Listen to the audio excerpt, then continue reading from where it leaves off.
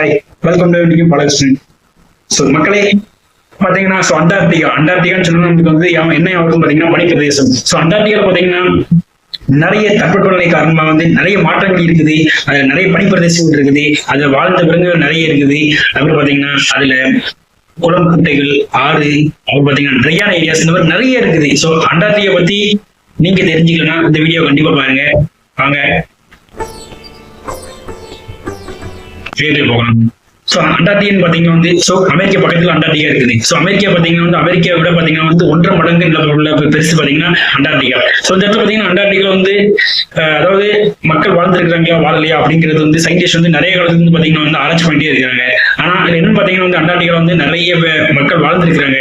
அதுக்குண்டான எவிடன்ஸ் நிறைய இருக்குது. இதில் பார்த்தீங்கன்னா வந்து அண்டார்டிகா வந்து மேற்பரப்புல பார்த்தீங்கன்னா வந்து பனிக்கட்டி இருக்குது. அது வந்து தோண்ட பார்த்தீங்கன்னா கீழ்பரப்பு வந்து உள்ள போயிட்டே இருக்குது.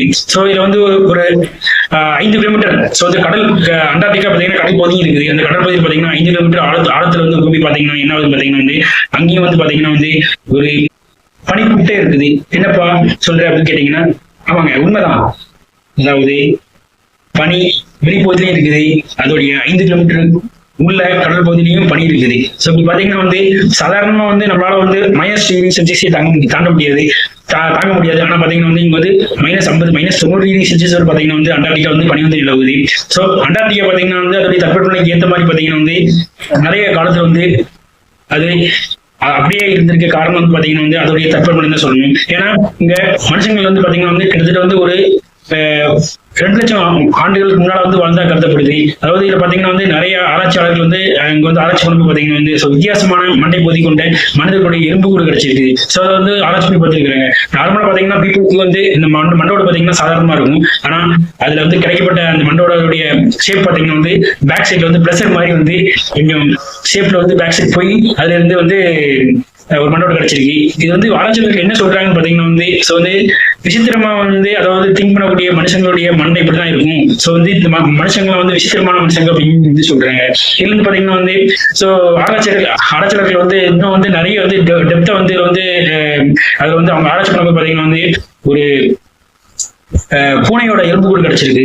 ஸோ அந்த பூனையோட எலும்புக்கூடு வந்து கிடைச்சதுனால என்ன ஒரு பெரிய மாடல் அப்படின்னு நீங்க கேட்கலாம். ஆனா அதுலதான் வந்து ஒரு பெரிய ட்விஸ்டே இருக்குது. ஏன்னா இந்த பூனையோடைய எலும்புக்கூட வந்து செக் பண்ணி பார்த்திருக்கிறாங்க. அதுல பாத்தீங்கன்னா எல்லா பூனையும் வந்து குட்டி தான் போடும். ஆனா இந்த பூனை வந்து முட்டையிடுது. ஸோ முட்டையிட்டு தான் வந்து குஞ்சு பிடிச்சிருக்கு. அந்த மாதிரியான ஒரு பாலூட்டி வகையை சேர்ந்ததுதான் இந்த பூனை.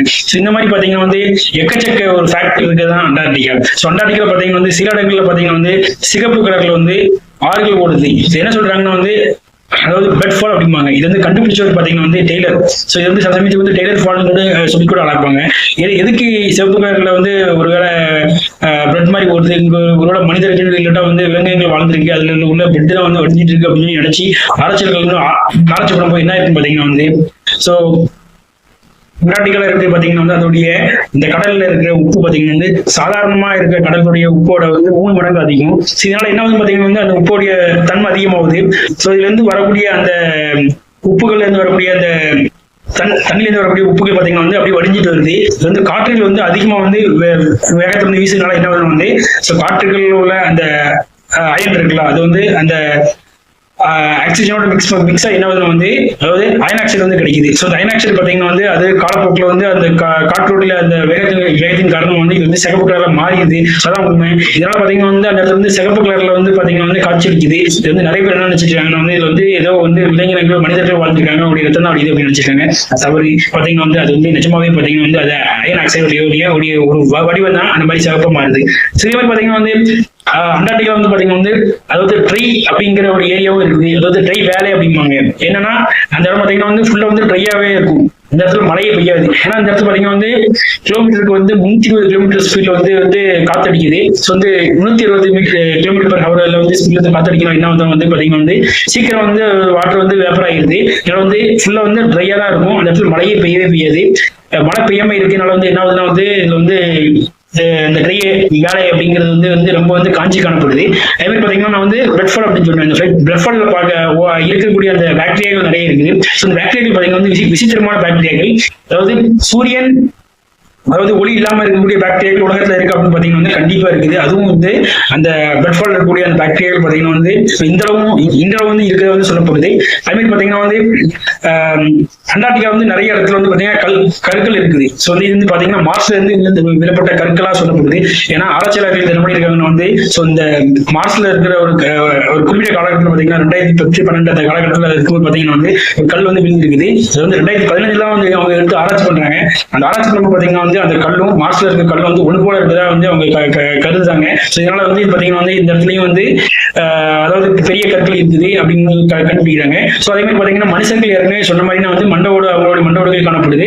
அந்த மண்டோட வச்சு வந்து மனுஷங்க இங்க வாழ்ந்துருக்காங்க. ஒரு 7 லட்சம் வருஷத்துக்கு முன்னாடி வந்து மனுஷங்க வாழ்ந்துருக்கு அப்படின்னு கருதப்படுது. இது பாத்தீங்கன்னா வந்து ஒரு 36 அடி, அதாவது நான் சொல்லக்கூடியது வந்து பாத்தீங்கன்னா வெறும் எலும்புக்குள் 36 அடி இருக்குது. சொன்னா வந்து அதோடைய உருவம் எவ்வளவு பெருசு இருக்கும் பாத்துக்கோங்க.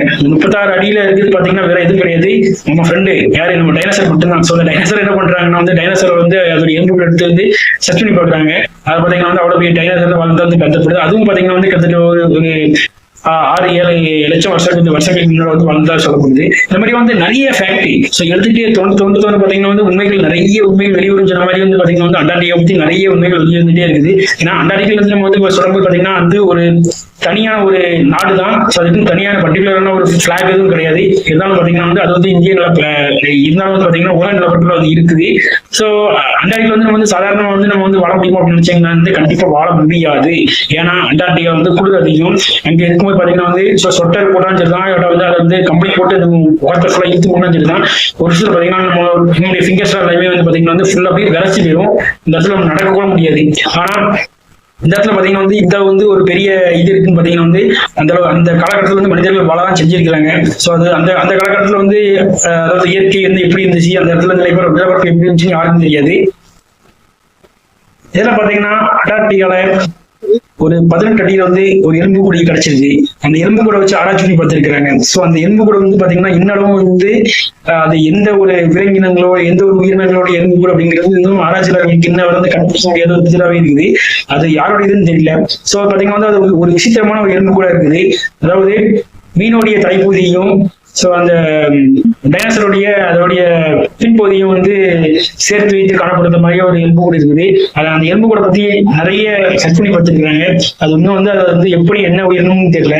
இந்த மாதிரி பாத்தீங்கன்னா வந்து அண்டார்டிகா அப்படின்னு சொன்னாலே உங்களுக்கு வந்து ஒரு பெரிய ஒரு விசித்திரமா இருக்கு. ஸோ ஒரு அமேசான் அந்த காடு வந்து எப்படி வந்து ஃபாரஸ்ட் வந்து யாருமே கண்டுபிடிக்க முடியாத பகுதிகள் இருக்கோ அதே மாதிரி பாத்தீங்கன்னா வந்து அண்டார்டிகாலையும் நம்ம வந்து கண்டுபிடிக்க முடியாத பகுதிகள் நிறைய இருக்குது. நம்ம வந்து மழை பெய்யக்கூடிய பகுதிகள் அதிகமா இருக்குது. அதே மாதிரி வந்து பாத்தீங்கன்னா நிறையான பகுதிகள் அதிகமா இருக்குது. அப்புறம் அதே மாதிரி பாத்தீங்கன்னா பாத்தீங்கன்னா வந்து தோண்ட பாத்தீங்கன்னா வந்து அதாவது உள்ள இருக்கிற அந்த கடல் பகுதிகள் அதிகமா இருக்குது. ஸோ நான் சொன்ன மாதிரி பாத்தீங்கன்னா வந்து அந்த அண்டார்டிகால வந்து அதிகமா வந்து டெப்த் தோட்டப்ப பாத்தீங்கன்னா வந்து லேக்கள் இருக்க கருதப்படுது. ஸோ 500-600 லேக் அதாவது ஏரிகள் இருக்கிறதா சொல்லப்படுது. ஸோ இந்த லேக் எல்லாமே பாத்தீங்கன்னா வந்து அதுலயும் தண்ணிகள் இருக்குது. ஸோ அதுலயும் பாத்தீங்கன்னா வந்து அந்த நான் சொன்ன மாதிரி அந்த ஐஸ்பர்க் இருக்குது. இந்த மாதிரியா எக்கச்சக்க ஒரு மிஸ்ட்ரியும் ஒரு அதோடைய ஒரு எவல்யூஷனையும் கொண்டதுதான் பாத்தீங்கன்னா அண்டார்டிகா. ஸோ அண்டார்டிகா பத்தி பேசணும்னா பாத்தீங்கன்னா வந்து இந்த ஒரு வீடியோ பத்தாது. ஸோ வந்து அது பேசிக்கிட்டே இருக்கலாம் நாள் பொழுது. அந்த மாதிரியா அந்த அளவுக்கு வந்து அண்டார்டிகா வந்து நிறைய ஒரு என்ன சொல்றது நிறைய வந்து அது மிஸ்ட்ரி இருந்துட்டே இருக்குது. ஸோ அண்டார்டிகா பத்தி நீங்க என்ன நினைக்கிறீங்க அப்படிங்கிறது கமெண்ட் பாக்ஸ்ல கமெண்ட் பண்ணுங்க. அதே போல அண்டார்டிகாவை பத்தி என்னன்னு தெரியாது அப்படிங்கிற நிறைய பேர் இருப்பாங்க. ஸோ உங்க ஃப்ரெண்ட்ஸ் இருப்பாங்க, உங்க ஃபேமிலி மெம்பர்ஸ் இருப்பாங்க. ஸோ அவங்களுக்கு இந்த வீடியோ ஷேர் பண்ணுங்க.